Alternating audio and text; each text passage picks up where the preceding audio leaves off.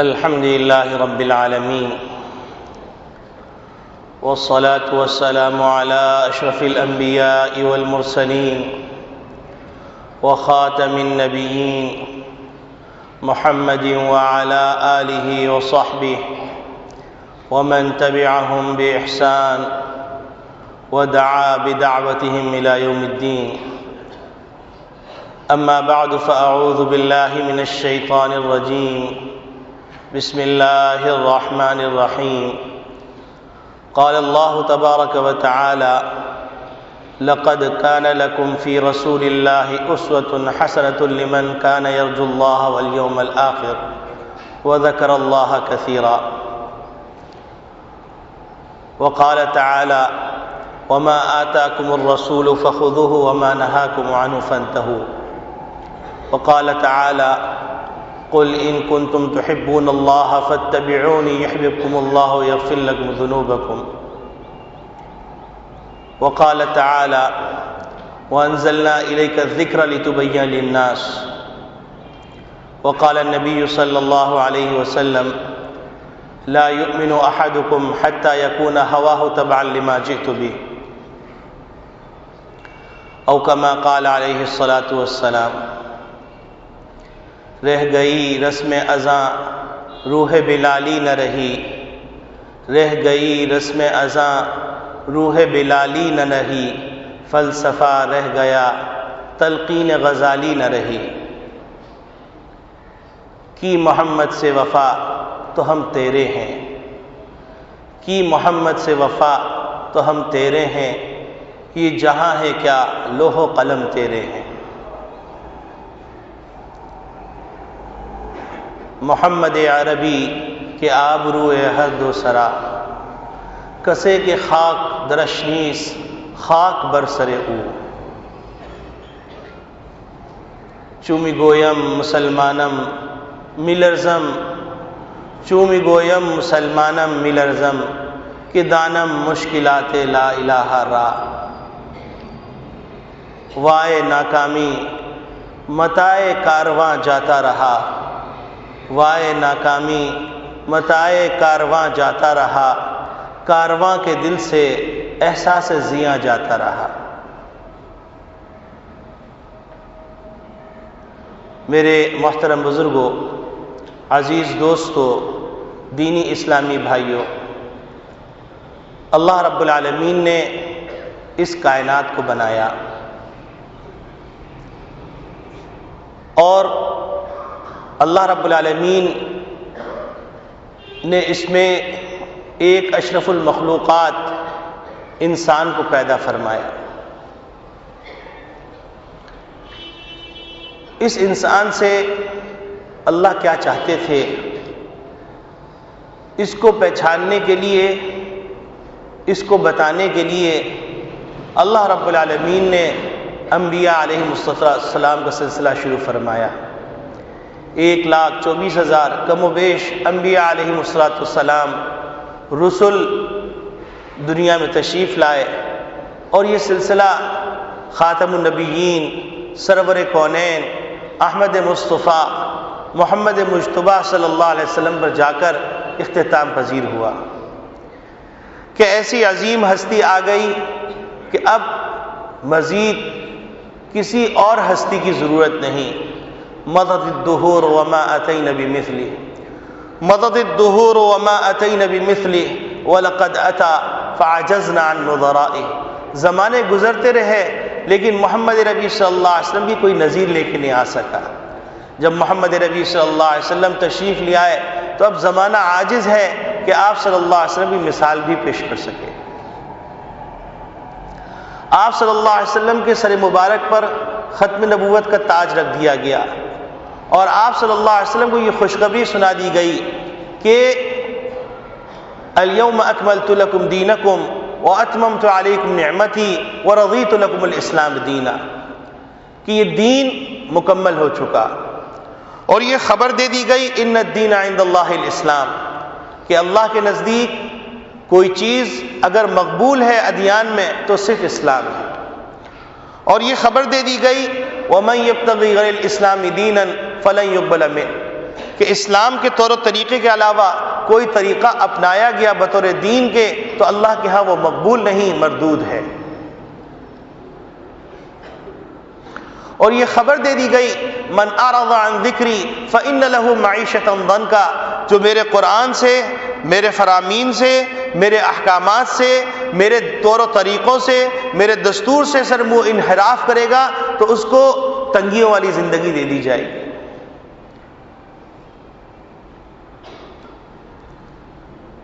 تو نبی اکرم صلی اللہ علیہ وسلم کی بعثت یوں سمجھ لیجئے کہ اس کائنات کی سب سے بڑی نعمت ہے، اور اللہ رب العالمین نے اس کو بطور نعمت اور بطور احسان کا ذکر فرمایا۔ اللہ رب العالمین نے ارشاد فرمایا لقد من اللہ علی المؤمنین اذ بعث فیہم رسولا من انفسہم، کہ اللہ رب العالمین نے محمد ربی صلی اللہ علیہ وسلم کے وجود کو احسان عظیم قرار دیا، مومنین پر احسان قرار دیا۔ اللہ رب العالمین نے وما ارسلناک الا رحمۃ للعالمین، سارے عالم کے لیے رحمت قرار دیا۔ تو محمد ربی صلی اللہ علیہ وسلم کی عظمت، محمد ربی صلی اللہ علیہ وسلم کی نعمت ہونا، محمد ربی صلی اللہ علیہ وسلم کا رحمت ہونا، محمد ربی صلی اللہ علیہ وسلم کا اس انسان پر احسان ہونا، یہ کوئی اس سے انکار نہیں کر سکتا، کوئی اس سے اختلاف نہیں کر سکتا۔ حتیٰ کہ اگر کوئی آدمی لا الہ الا اللہ تو پڑھتا ہے، محمد رسول اللہ کا تکملہ نہیں لگاتا تو وہ ایمان میں بھی نہیں، اس میں بھی کسی کا اختلاف نہیں۔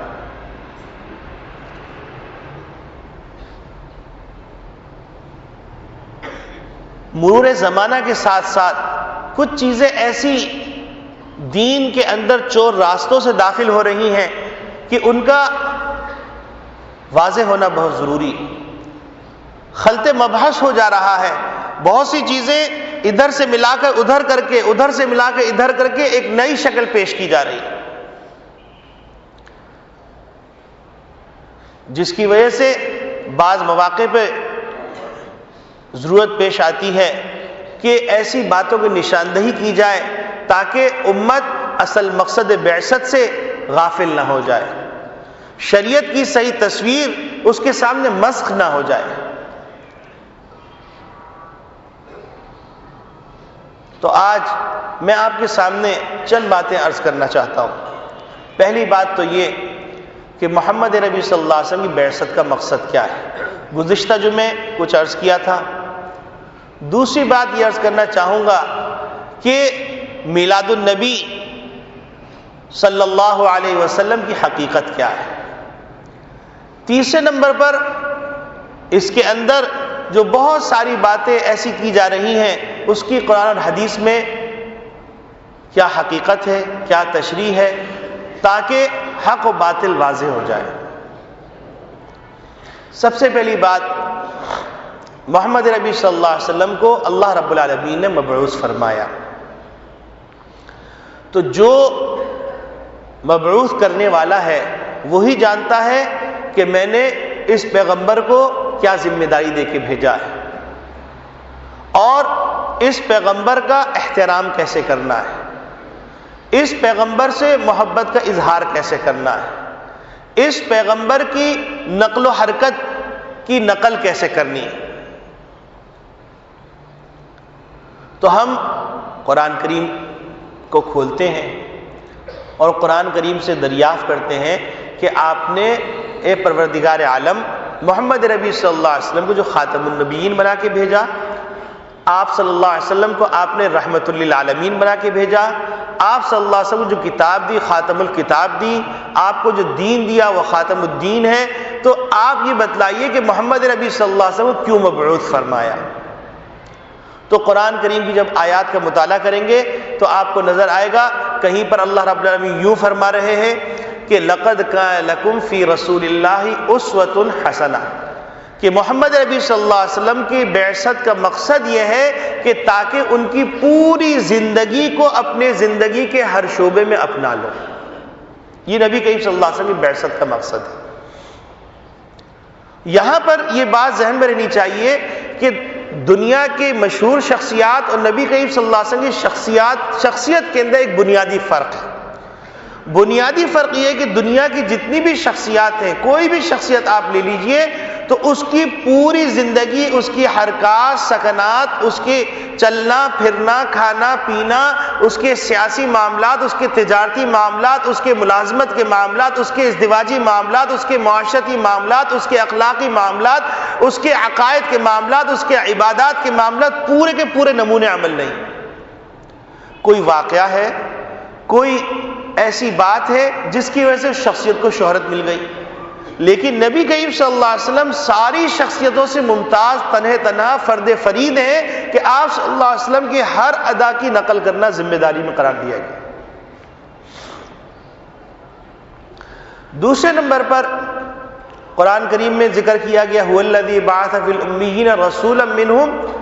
یتلو علیہم آیاتہ ویزکیہم ویعلمہم الکتاب والحکمہ وَإِن كَانُوا مِن قَبْلُ لَفِي ضَلَالٍ مُبِينٍ، کہ نبی کریم صلی اللہ علیہ وسلم کے مناصب نبوت کے اندر یہ ہے کہ وہ قرآن کریم پڑھنا سکھائیں، قرآن کریم کے الفاظ کی ادائیگی سکھائیں، قرآن کریم کیسے پڑھا جائے، اور پھر اس کے بعد یتلو علیہم آیاتی ویزکیہم، انسانوں کے نفس کے اندر جو گندی باتیں ہیں اس سے انسانوں کا تخلیہ کیا جائے، انسان کے قلوب کو صاف کیا جائے، انسان کی دماغ کو صاف کیا جائے، انسان کے اندر جو بغض ہے، عداوت ہے، کینہ ہے، تکبر ہے اور خناس قسم کے اثرات ہیں، وہ تمام اثرات سے انسان کے دل و دماغ کو پاک کر دیا جائے۔ وَيُعَلِّمُهُمُ الْكِتَابَ، قرآن کی تشریح کریں، فرائض و واجبات سکھلائیں، احکامات سکھلائیں ہیں، والحکمہ، اور حکمت و دانائی کی باتیں قرآن کریم کی عملی تصویر حدیث کی صورت میں سکھلائیں۔ اسی طریقے سے نبی کریم صلی اللہ علیہ وسلم کے اوپر جو کلام مجید نازل کیا گیا تو وہاں پر بھی مقصد بیان کیا جا رہا ہے، اِنَّا أَنزَلْنَا إِلَيْكَ الذِّكْرَ لِتُبَيِّنَ لِلنَّاسِ، یہ کلام مجید جو ہم نے نازل کیا اس لیے نازل کیا تاکہ اس کی تشریح آپ اپنے امتیوں کے سامنے بیان کریں۔ تو نبی کریم صلی اللہ علیہ وسلم کی بعثت کے مقصد کو مختلف زاویوں سے جب دیکھا جاتا ہے قرآن کریم میں تو اللہ رب العالمین اس انداز سے ان کی بعثت کا مقصد ذکر کر رہے ہیں۔ ایک اور جگہ ذکر فرما رہے ہیں قُلْ إِن كُنتُمْ تُحِبُّونَ اللَّهَ فَاتَّبِعُونِي، محمد نبی صلی اللہ علیہ وسلم کی اتباع کے لیے، آپ صلی اللہ علیہ وسلم کی نقل کے لیے، آپ صلی اللہ علیہ وسلم کے فرامین اور آپ صلی اللہ علیہ وسلم کے اعمال کی اطاعت اور فرمانبرداری کے لیے بھیجا گیا ہے محمد صلی اللہ علیہ وسلم۔ ایک اور جگہ کہا گیا اطیعوا اللہ واطیعوا الرسول، اللہ کی اطاعت کو رسول کی اطاعت کے ساتھ ذکر کیا گیا، رسول کی اطاعت کو اللہ کی اطاعت کے ساتھ ذکر کیا گیا، اور کہا گیا ایک اور جگہ کہا گیا وَمَن يُطِعِ الرَّسُولَ فَقَدْ أَطَاعَ اللَّهَ، اللہ کے رسول کی جس نے اطاعت کی اس نے اللہ کی اطاعت کی۔ تو نبی اکرم صلی اللہ علیہ وسلم کی بعثت کے مقصد کو جب ہم قرآن میں ڈھونڈتے ہیں تو ہمیں ڈھونڈنے کی ضرورت نہیں، جیسے جیسے اوراق پلٹتے جائیں آپ کو نبی کریم صلی اللہ علیہ وسلم کی بعثت کا مقصد واضح طور پہ سمجھ میں آتا چلا جائے گا۔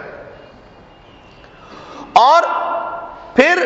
صرف یہی نہیں کہ نبی کریم صلی اللہ علیہ وسلم کی بعثت کے مقصد کو ذکر کیا، بلکہ نبی کریم صلی اللہ علیہ وسلم کی بعثت کے مقصد کو سمجھ کر جس نے اپنا مقصد بنایا ان کو کامیاب قرار دیا۔ اولئک هم المفلحون، اولئک هم الفائزون، اولئک فلاں فلاں فلاں، قرآن کریم میں اولئک علیہم صلوات من ربہم ورحمہ واولئک هم المہتدون، یعنی باقاعدہ سرٹیفکیٹ دیے گئے کہ جنہوں نے نبی کریم صلی اللہ علیہ وسلم کی بعثت کے مقصد کو سمجھا، اس کو اپنایا، تو ان کو دنیا کے اندر ہی جنت کی بشارتیں دے دی گئیں، ان کو رضوان عطا کر دیا گیا، کہہ دیا گیا لقد رضی اللہ عن المؤمنین اذ یبایعونک تحت الشجرہ، اللہ رب العالمین ان سے راضی ہو گئے۔ کہہ دیا گیا اولئک جزاؤہم مغفرۃ ورحمہ، ان کو مغفرت بھی ملے گی، رحمت بھی ملے گی۔ ان کے بارے میں کہہ دیا گیا اولئک علیہم صلوات من ربہم ورحمہ، ان کے بارے میں کہہ دیا گیا اولئک هم الفائزون، ان کے بارے میں کہہ دیا اولئک هم المفلحون۔ اب نبی کریم صلی اللہ علیہ وسلم کے بعثت کے مقصد کو ذہن میں رکھیے تو اگلی باتیں ساری سمجھ میں آ جائیں گی۔ نبی کریم صلی اللہ علیہ وسلم کی بعثت کے مقصد کو سمجھ کر بعثت کے مقصد کو اپنا مقصد بنانے والوں کے لیے جو سرٹیفکیٹ دیے گئے وہ ذہن میں رکھیے۔ اس کے بعد اب ہم دیکھتے ہیں کہ محمد نبی صلی اللہ علیہ وسلم کے بعثت کے مقصد کے اندر کیا یہ بات بھی شامل ہے کہ اپنے طور پر نبی کریم صلی اللہ علیہ وسلم کی شان میں وہ بات کہی جائے جو نبی کریم صلی اللہ علیہ وسلم کو پسند نہیں. ایک موقع پر حضرت عائشہ صدیقہ رضی اللہ تعالیٰ عنہ چھوٹی تھیں، ان کی سہیلیاں آئی ہوئی تھیں اور وہ سہیلیاں آپس میں کچھ نعتیہ اشعار پڑھ رہی تھیں. ان نعتیہ اشعار کے اندر ایک شعر پڑھا کہ ہمارے درمیان نبی ہیں جو غیب کی خبریں رکھتے ہیں. نبی کریم صلی اللہ علیہ وسلم ناگواری کا اظہار فرمایا اس کلمے کو تبدیل کر دو. تو نبی کریم صلی اللہ علیہ وسلم نے ایسے اصلاح فرمائی. کہیں پر نبی کریم صلی اللہ علیہ وسلم نے غلو کی صورت نظر آنے لگی تو باضابطہ طور پر نبی کریم صلی اللہ علیہ وسلم، حتیٰ کہ آپ دیکھیے کہ نبی کریم صلی اللہ علیہ وسلم مرض الوفات میں ہیں مبتلا اور کئی دن سے بخار چڑھا ہوا ہے اور اٹھ نہیں سک رہے ہیں.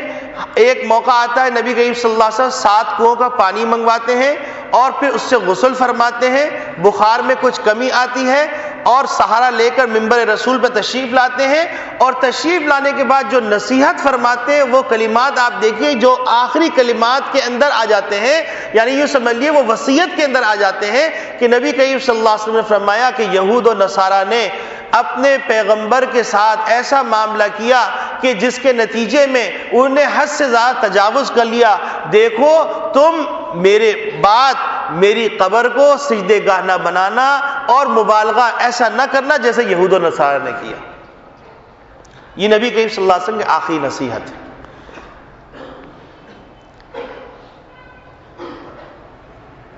نبی کریم صلی اللہ علیہ وسلم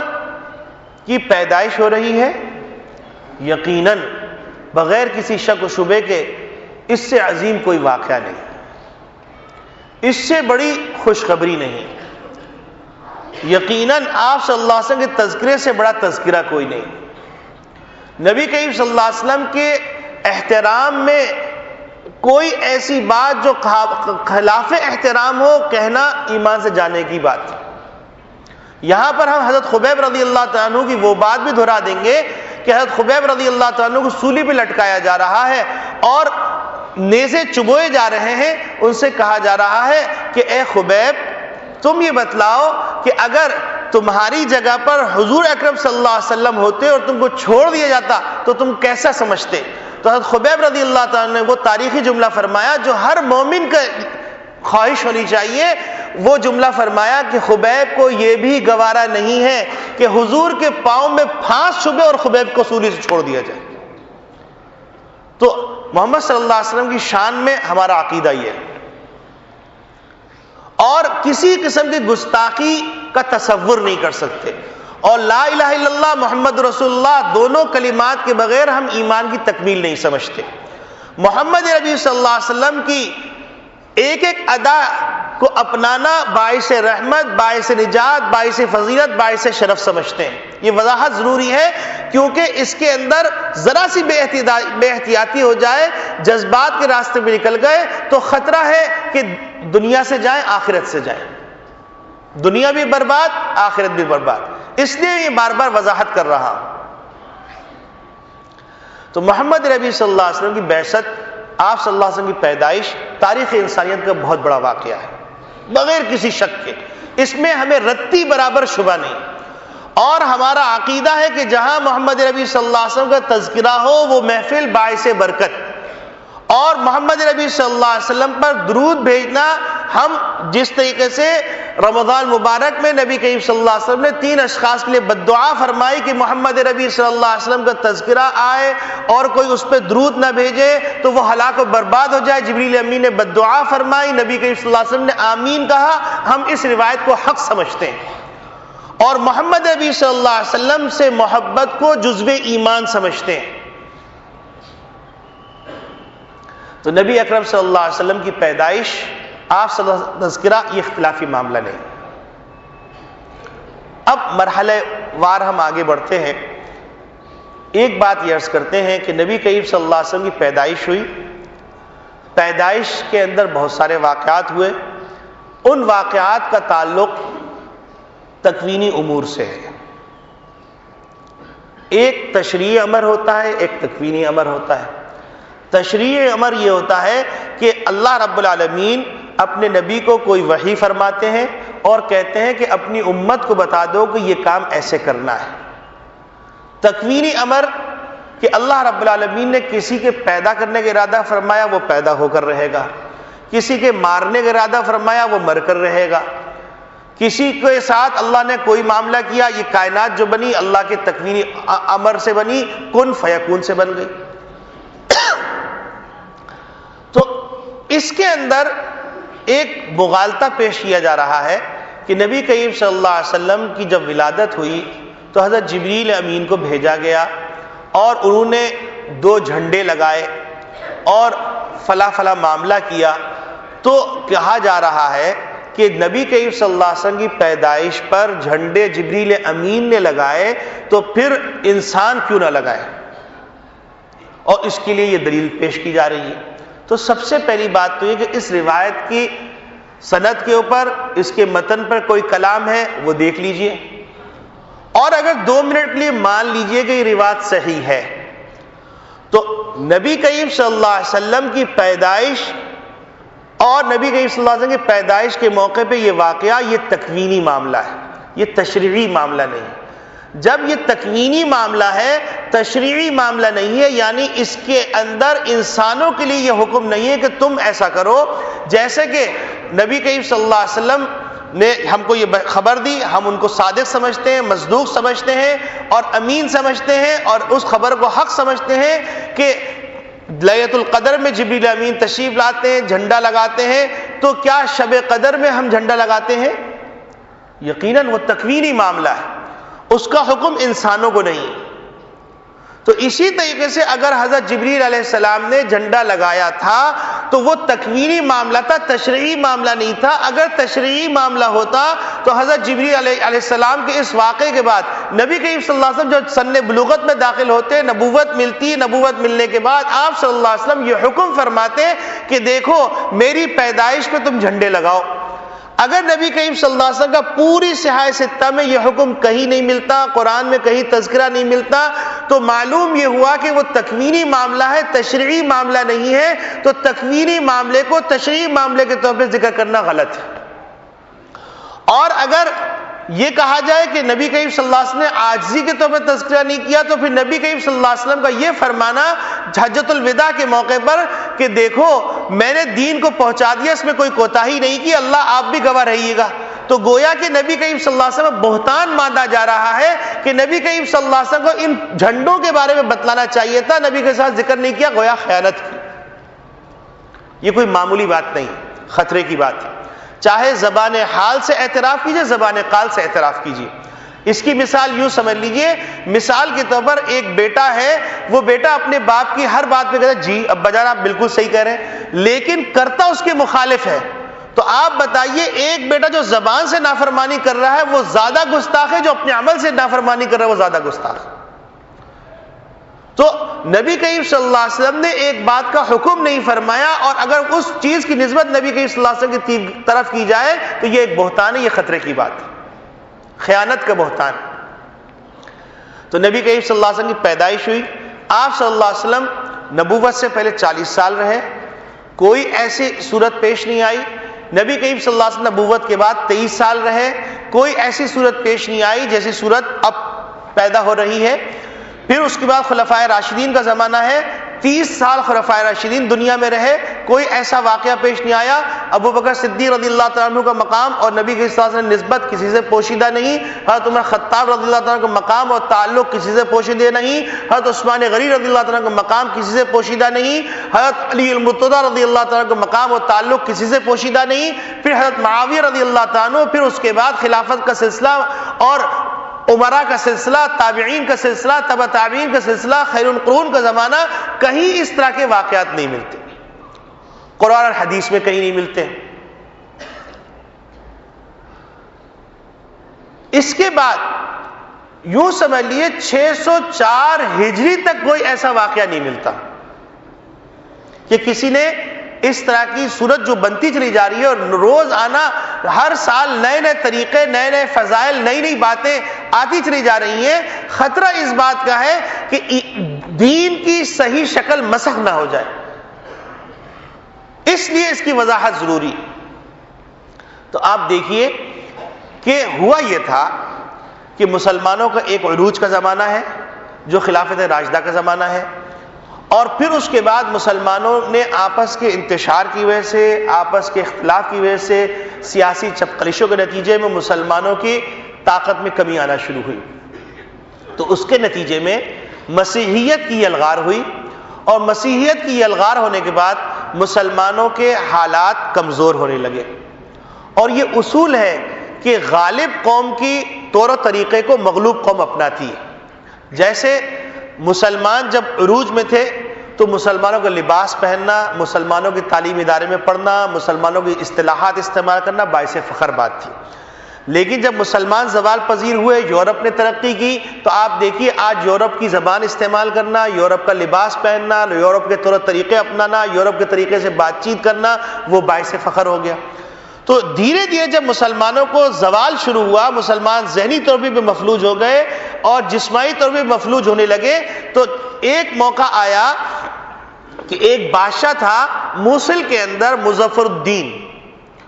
اس بادشاہ نے دیکھا کہ مسلمان کی سیاسی حالات بھی کمزور ہو رہے ہیں، اور اس کی سلطنت کا بقا کا بھی مسئلہ ہے، اور اس بقا کے لیے سب سے بہترین پرزہ اس نے یہ دیکھا کہ اگر میں محمد صلی اللہ علیہ وسلم کی محبت کا دعویٰ کر دوں اور اس طرح کے طور و طریقے ایجاد کر لوں جس سے محمد صلی اللہ علیہ وسلم کے عشق و محبت کا اظہار ہو، تو اس نے ایک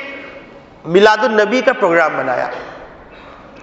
تاکہ لوگ اس کی رعایا اس کے قریب ہو جائے اور سلطنت کے اندر اس کا ڈسپلن قائم ہو جائے، انتشار سے بچ جائے۔ اور اس نے اس سلسلے میں دلیل یہ دی کہ دیکھو حضرت عیسیٰ علیہ السلام، عیسائی اس وقت، مسیحیت اس وقت عروج میں تھی، غلبے میں تھی، تو انہوں نے کہا کہ دیکھو حضرت عیسیٰ علیہ السلام کا تہوار یہ لوگ منا رہے ہیں، تو کیوں نہ ہم، محمد صلی اللہ علیہ وسلم خاتم النبیین ہیں، سرور کونین ہیں، ان کے یہ فضائل ہیں، تو ہم زیادہ حقدار ہیں کہ نبی کے صلی اللہ علیہ وسلم کی میلاد کو منائیں۔ تو یہ سلسلہ شروع ہوا۔ حضرت عیسیٰ علیہ السلام کے وصال کے 300 سال بعد ان کے مختلف لوگوں نے شروع کیا تھا۔ انہوں نے نبی کریم صلی اللہ علیہ وسلم کے وصال کے 604 ہجری کے اندر، 600 سال بعد 7ویں صدی کے اندر یہ سلسلہ شروع کیا۔ پھر اس کو ایک چال باز قسم کا آدمی مل گیا جس کا نام بڑے زور و شور سے آج کل پامفلیٹ میں لکھا جا رہا ہے، ابن الخطاب عمر بن حسن بن دحیہ۔ اس نے ایک کتاب لکھی التنویر فی مولد النبی المنیر۔ جیسے ہوتا ہے کہ بادشاہ کے کچھ چمچے ہوتے ہیں، بادشاہ کی منشا دیکھ کر اس طرح کی چیزوں کو جمع کرتے ہیں، جمع کرنے کے بعد وہ بادشاہ کے سامنے پیش کرتے ہیں۔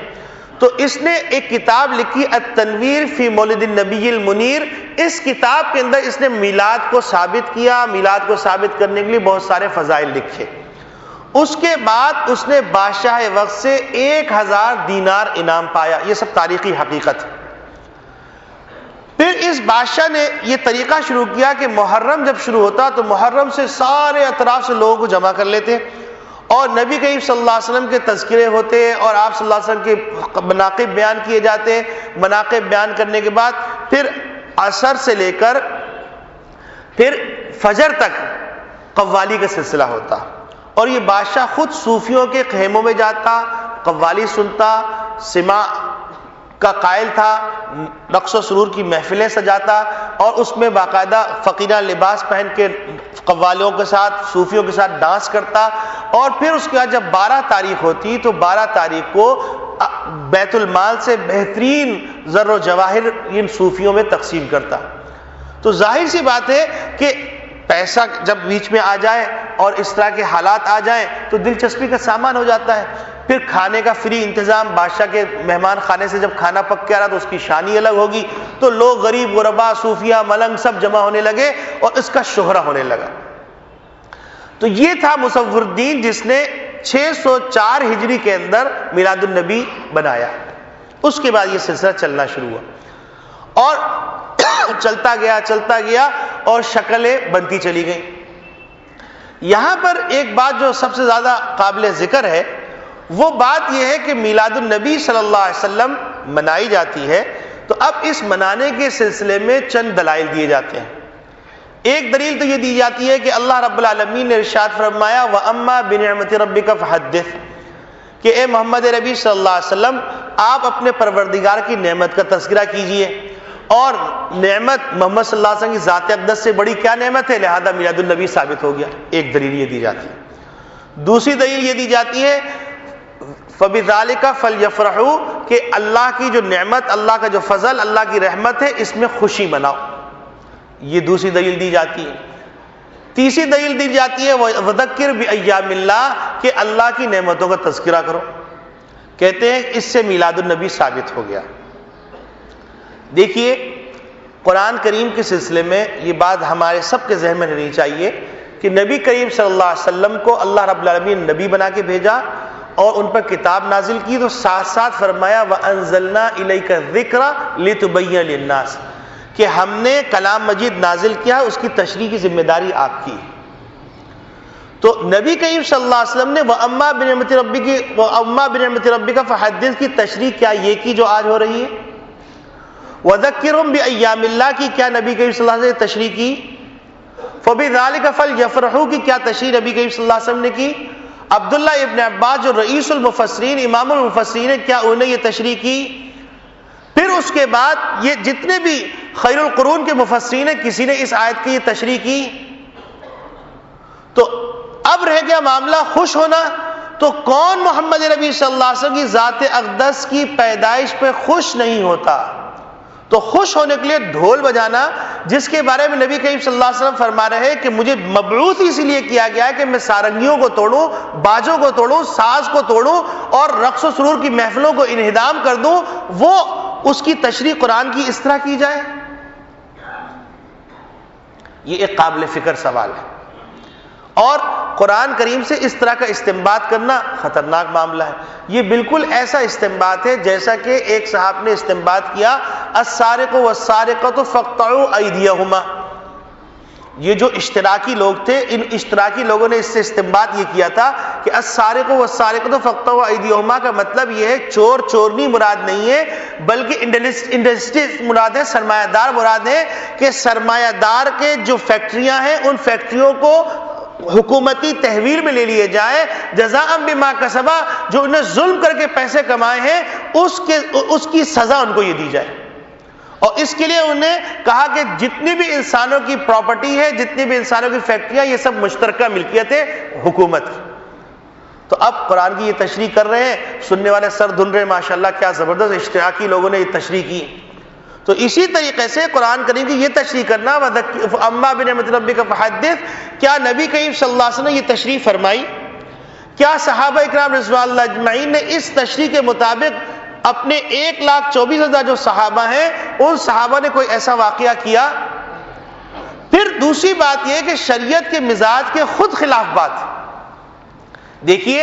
اگر کسی شخصیت پسندی کا مطلب ہوتا تو 1,24,000 انبیاء علیہ السلام، تو 365 دن ہے، 1,24,000 انبیاء کی اگر آپ میلاد النبی منائیں تو آپ کو فرصت ملے گی؟ عقلی اعتبار سے سوچیے۔ پھر نبی کریم صلی اللہ علیہ وسلم کی بعثت، پھر نبی کریم صلی اللہ علیہ وسلم کی پوری زندگی کے ایسے عجیب غریب واقعات ہیں، ایک ایک معجزہ ایسا معجزہ ہے کہ جس کو میلاد النبی بنایا جائے، جس میں خوشی منائی جائے، جس کو عید کے طور پہ مقرر کیا جائے۔ پھر اس کے بعد دیکھیے نبی کریم صلی اللہ علیہ وسلم کی پیدائش، نبی کریم صلی اللہ علیہ وسلم معراج پہ جانا، نبی کریم صلی اللہ علیہ وسلم کے صلح حدیبیہ کا واقعہ، نبی کریم صلی اللہ علیہ وسلم کے بہت سارے معجزات، نبی کریم صلی اللہ علیہ وسلم فتح مکہ کا واقعہ، غزوہ حنین کا واقعہ، غزوہ بدر کا واقعہ، غزوہ خندق کا واقعہ، یہ سارے غزوات، ان کی فتوحات، یہ سارے واقعات ہیں۔ پھر اس کے بعد نماز کا فرض ہونا، پھر اس کے بعد روزے کا فرض ہونا، پھر اس کے بعد الیوم اکملت لکم دینکم واتممت علیکم نعمتی ورضیت لکم الاسلام دینا جیسی آیات، یہ سارے ہیں۔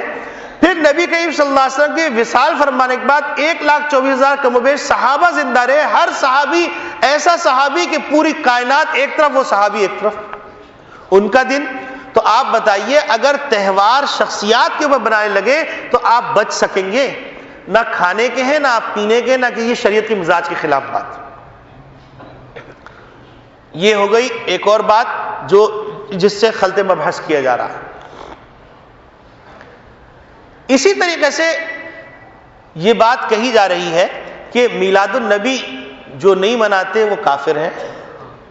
اور میلاد، یہ ایسی عجیب غریب ہے، یہ پہلے ہندوستان میں جب بر صغیر میں انگریز جا رہا تھا اور جاتے ہوئے مسلمانوں میں تفریق کا بیج جب ڈالنا تھا، یہ سارے شوشے اس وقت کے تھے۔ اس وقت کی کتابوں میں اس طرح کی باتیں لکھی ہوئی تھی جس سے لوگ باقاعدہ، ایسا ہوتا تھا کہ اگر کوئی دیوبندی بریلوی کی مسجد میں چلا گیا تو پوری مسجد دھوئی جاتی تھی، اگر مصافحہ کر لیا تو میاں بیوی کا تجدید نکاح ہوتا تھا، تجدید ایمان ہوتا تھا۔ بو اس بات کی آ رہی کہ دوبارہ مغربی استعمار تباہی کے دہانے میں پہنچ کر جانے سے پہلے پاکستان کے اندر اور اسلامی ممالک کے اس طرح کے شوشے چھوڑ کے جانا چاہتا ہے کہ مزید 100 سال تک آپس میں لڑتے رہے اور ایک دوسرے کا گلا کاٹتے رہے۔ اس کا نام بھی عبداللہ، اس کا نام بھی عبداللہ، لیکن ایک کے ساتھ دیوبندی لگ جائے، ایک کے ساتھ وہابی لگ جائے، ایک کے ساتھ بریلوی لگ جائے، سب ایک دوسرے کو مارتے رہے، کاٹتے رہے اور تباہ ہوتے رہے، عمل کرنا نہیں۔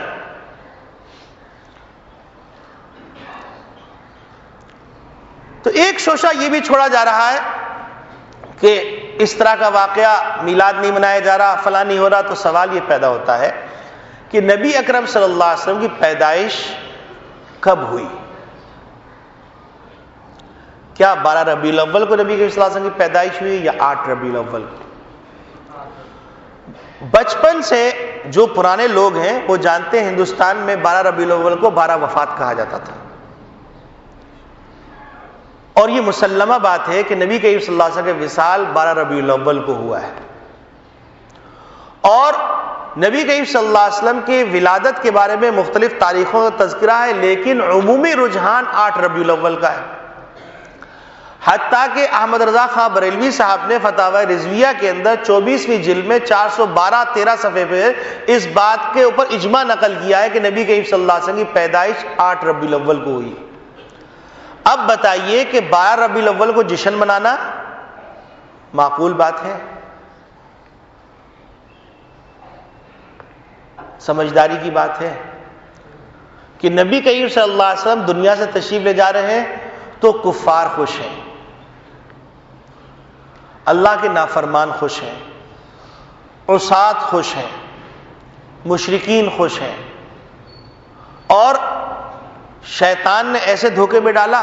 کہ اس کے نتیجے کے اندر کچھ لوگوں نے عید غدیر کے نام سے کچھ کام شروع کر دیے۔ جس دن حضرت عمر خطاب رضی اللہ تعالیٰ عنہ کی شہادت ہوئی ہے، ابو لولو فیروز شیطان مردود نے ان کو شہید کیا ہے، اس دن کچھ لوگ عید غدیر مناتے ہیں، اس کو عید شجاع کہتے ہیں کہ بہادری کی عید۔ اسی طریقے سے کچھ لوگوں نے نبی کریم صلی اللہ علیہ وسلم کی وفات کے دن کو عید بنا دیا، اور افسوس کی بات یہ ہے کہ لفظ عید استعمال کیا جا رہا ہے۔ اب لفظ عید یہ شریعت کی اصطلاح ہے، اور شریعت کی اصطلاح کو کسی غیر شرعی کام میں استعمال کرنا خود گناہ کبیرہ ہے۔ مثال کے طور پر کوئی آدمی اپنے کھیل کود کا نام نماز رکھ دے، اپنی کوئی ناول کا نام قرآن رکھ دے، اپنے گھر کا ایک کمرہ ایسا بنائے جیسے بیت اللہ، اس کا نام بیت اللہ رکھ دے، تو شریعت اس بات کو منع کرتی ہے کہ ہمارے جو شعار ہیں، ہمارے جو اصطلاحات ہیں، ان کو اپنے خواہشات کے لیے استعمال نہ کیا جائے۔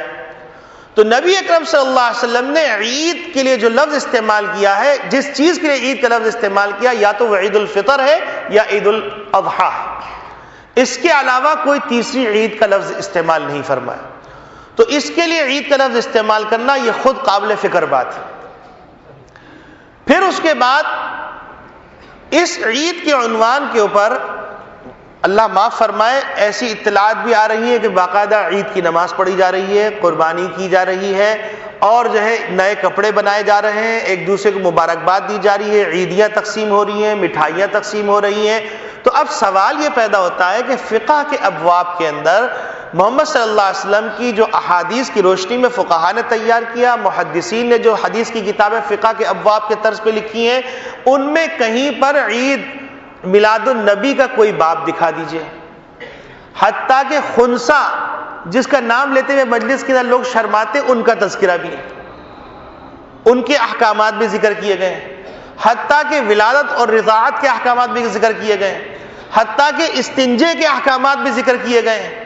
اتنے معمولی معاملات کے لیے باب باندھا گیا ہے، فصلیں رکھی ہیں،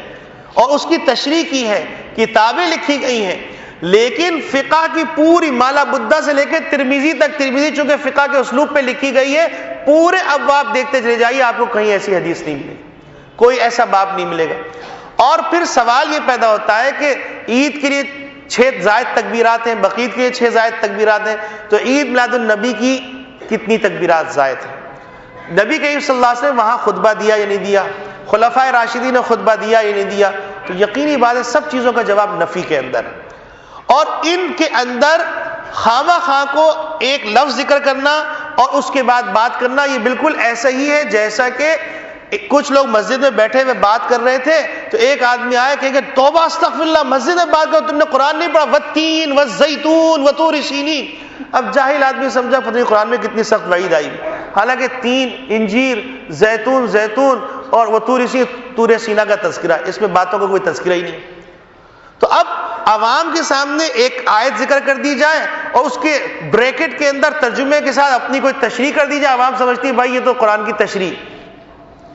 ذہن میں رکھیے کہ اللہ رب العالمین فرما رہے ہیں انا انزلنا الیک الذکر لتبین للناس، قرآن کی تشریح وہ معتبر ہے جو رسول کی تشریح کے مطابق، اور ما آتاکم الرسول فخذوہ وما نہاکم عنہ فانتہوا، رسول اکرم صلی اللہ علیہ وسلم نے جو بات فرما دی اس کو ماننا ہے اور جس سے روک دیا اس سے بچنا ہے۔ تو اتنی بے شمار احادیث جس میں نبی کے صلی مبالغے سے بنا کیا، قرآن میں خود موجود ہے لا تغلوا فی دینکم، کہ اپنے دین میں غلو مت کرو، حتیٰ کہ قرآن نے جن لوگوں نے غلو کیا ان کی مذمت کرتے ہوئے فرمایا وَرَهْبَانِيَّةً ابْتَدَعُوهَا مَا كَتَبْنَاهَا إِلَّا ابْتِغَاءَ رِضْوَانِ اللَّهِ فَمَا رَعَوْهَا حَقَّ رِعَایَتِهَا، لوگوں نے غلو کیا دین کے اندر، اللہ کے قرب کو حاصل کرنے کے لیے، زہد و تقوی میں آگے بڑھنے کے لیے دنیا کو فراموش کر دیا، کپڑوں کو چھوڑ دیا، کھانوں کو چھوڑ دیا، شادی کو چھوڑ دیا اور سونا چھوڑ دیا، دنیا کے اندر اللہ کے احکامات کے نفاذ کی فکر چھوڑ دی، تو اس کا نتیجہ کیا ہوا کہ وہ لوگ رہبانیت کے راستے پہ نکل گئے، تو اللہ نے اس کی مذمت کی۔ تو قرآن تو ہم کو باقاعدہ قدم قدم پر رہنمائی کرتا ہے کہ دیکھو کسی چیز سے حد سے تجاوز کرنا غلط ہے۔ اب آپ دیکھیے کہ کوئی آدمی مغرب کی نماز خشوع خضوع کے ساتھ 3 کی جگہ پہ 4 رکعت پڑھے، اس نے نماز ہی تو پڑھی ہے، اس نے نماز کے اندر کوئی چیز تو نہیں، قرآن پڑھا اس نے 3 رکعت میں جتنا قرآن پڑھنا تھا 4 رکعت میں اتنا قرآن شریف پڑھ لیا، کیا حرج ہے؟ لیکن کہا جائے گا وہ نماز منہ پہ مار دی جائے گی،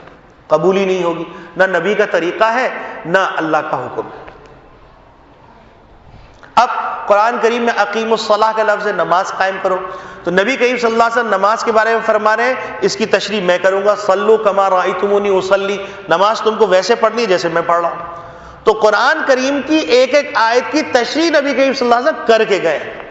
اور صحابہ اکرام رضوان اللہ اجمعین نے براہ راست ان سے اس کی تشریح کو سمجھا ہے، پریکٹیکلی کرتے ہوئے دیکھا۔ تو 600 سال تک گویا کہ سارے لوگ مرتدین تھے، سارے لوگ نافرمان تھے، باغی تھے، 600 سال تک کسی نے بھی جو ہے میلاد النبی کا سلسلہ اس طرح جس طریقے سے ہو رہا ہے نہیں شروع کیا، اب نیا سلسلہ شروع ہو رہا ہے۔ تو کہیں ایسا تو نہیں کہ نبی کریم صلی اللہ علیہ وسلم کی وہ حدیث من احدث فی امرنا ما لیس منہ فہو رد، کہ جو ہمارے دین میں ایسی بات کا اضافہ کرتا ہے جو دین میں نہیں ہے، اس کا کوئی تعلق نہیں، وہ مردود ہے، کہیں وہ بات تو نہیں ہو گئی۔ اور آپ کو دین کے مزاج کے سلسلے میں ایک بات عرض کرتا چلوں، آپ دیکھیے دین ساری دنیا کے اندر ایک انداز سے آپ کو نظر آئے گا، اذان ساری دنیا میں ایک طریقے سے ہو رہی ہے، نماز ساری دنیا میں ایک طریقے سے ہو رہی ہے، جنازہ ساری دنیا میں ایک طریقے سے ہو رہا ہے، زکوٰۃ ساری دنیا میں ایک طریقے سے دی جا رہی ہے، قرآن ساری دنیا میں ایک طریقے سے پڑھا جا رہا ہے۔ لیکن بدعات اور خرافات کے اندر اگر آپ دیکھیں گے ہر علاقے کی بدعت الگ ہے، ہر علاقے کا طریقہ الگ ہے۔ تو شریعت کبھی بھی بدلتی نہیں ہے، بدعات بدلتی رہتی ہے، کیونکہ اس میں انسانی خواہشات کو دخل ہوتا ہے، انسان کی وسعت کو دخل ہوتا ہے، جس کے بعد جتنی وسعت وہ اتنا خرچ کر رہا ہے، اور جس کا جتنا شوق مزاج ہے اتنی اس میں رنگ رنگیلیاں کا اضافہ کر رہا ہے۔ تو میرے عزیز دوستو بھائیو، یہ ناراضگی کی باتیں نہیں ہیں، محمد نبی صلی اللہ علیہ وسلم کی پیدائش پر جو خوش نہ ہو وہ مردود، اور نبی کریم صلی اللہ علیہ وسلم کی پیدائش کا جو مقصد ہے کہ آپ صلی اللہ علیہ وسلم کی تعلیمات کا پرچار کرنا، آپ صلی اللہ علیہ وسلم کی زندگی کو اپنانا، یہی وجہ ہے کہ صحابہ اکرام رضوان اللہ اجمعین نے اس مقصد کو سمجھا، تو اس کا نتیجہ یہ ہوا کہ صحابہ اکرام رضوان اللہ اجمعین ساری دنیا میں پھیل گئے، مختلف جگہوں پہ ان کی قبریں ہیں، چین میں قبر ہے، ترکی میں قبر ہے، کہاں کہاں قبریں ہیں۔ وہ مقصد لے کے چل رہے تھے، لیکن کہیں ان کے ہاں میلاد النبی نہیں تھا۔ آج میلاد النبی تو ہے لیکن مقصد نہیں ہے۔ مجھے بتائیے، کیا ایذاء مسلم جائز ہے؟ کیا کسی مسلمان کو تکلیف دینا جائز ہے؟ کیا اسراف جائز ہے؟ کیا سب و شتم کرنا جائز ہے؟ کیا کوئی بوڑھا سو رہا ہے، 4 آدمی بیٹھے ہوئے ہیں، فل ڈیگ لگا کر شور مچانا جائز ہے؟ کیا محمد عربی صلی اللہ علیہ وسلم کا نام ڈھول اور ٹھاپ پر لینا جائز ہے؟ کیا محمد صلی اللہ علیہ وسلم کے نام پر ناچنا جائز ہے؟ کیا محمد صلی اللہ علیہ وسلم کی تعلیمات کو فراموش کر کے اپنے اپنے مقاصد کے لیے تنظیمیں بنانا اور سیاسی مقاصد حاصل کرنا جائز ہے؟ کیا محمد عربی صلی اللہ علیہ وسلم، یہ صحابہ نے کسی نے ایسا کیا؟ کیا یہ جو کچھ ہو رہا ہے یہ سب چیزیں کبھی خیر القرون میں پائی گئیں؟ ذرا سوچیں، اختلافات کی بنیاد پر نہیں، تعصب کی بنیاد پر نہیں، ٹھنڈے دل سے محمد صلی اللہ علیہ وسلم کی پیدائش کے مقصد کو سمجھیے، بعثت کے مقصد کو سمجھیے، قرآن کریم کی تشریح اللہ کے رسول کے مطابق سمجھیے، کیونکہ القرآن یفسر بعضہ بعضا، قرآن خود اپنی تشریح کرتا ہے اور نبی کریم صلی اللہ علیہ وسلم تشریح کرتے ہیں، اور ان کی تشریحات کو دیکھ کر باقی صحابہ اور تابعین تشریح کرتے ہیں۔ اس کو سامنے رکھیے، سامنے رکھنے کے بعد نبی کریم صلی اللہ علیہ وسلم کا تذکرہ ضرور کیجئے، لیکن ایک دن کے ساتھ خاص نہ کیجئے، پوری زندگی کے لیے نبی کریم صلی اللہ علیہ وسلم کی زندگی کو اپنا لیجئے۔ اللہ رب العالمین کہنے والے کو بھی عمل کی توفیق عطا فرمائے اور سننے والوں کو بھی عمل کی توفیق عطا فرمائے، اور یہ بات ٹھنڈے دل سے سوچنے سمجھنے کی توفیق عطا فرمائے، اور فضولیات سے بچ کر، رسم و رواج کے بندھنوں سے بچ کر ہم کو نبی کریم صلی اللہ علیہ وسلم کے مشن کو آگے بڑھانے کی توفیق عطا فرمائے، اور ہم اپنے جو اصل ناکامی ہے اس کے راز کو تلاش کریں، نہ کہ ہم نظریاتی بحثوں میں، فضول بحثوں میں پڑھ کے اپنی صلاحیتیں، اپنی دل، اپنے تمام اثاثہ برباد کر دیں۔ اس وقت ہم سب کا مشترکہ دشمن الکفر ملت واحدہ ہے، اور وہ ہمارے اندر توڑ بھی پیدا کر رہا ہے، ہمارے ملک کو نقصان بھی پہنچا رہا ہے، اسلام کے بھی در پہ ہے، روشن خیالی کے نام پر نیا اسلام پیش کرنا چاہتا ہے، فنڈامنٹلسٹ اور روشن خیال کے درمیان تقسیم کرنا چاہتا ہے، تقسیم در تقسیم کر کے ٹکڑے ٹکڑے کرنا چاہتا ہے۔ اپنے مشترکہ دشمن کو پہچانیے، اور محمد صلی اللہ علیہ وسلم نے جو نماز، روزہ، حج، زکوٰۃ آسان باتیں بتائی ان کو اپنائیے، محمد صلی اللہ علیہ وسلم کا تذکرہ کیجئے، لیکن تذکرے کے اندر صرف ایک دن کے لیے اور اس میں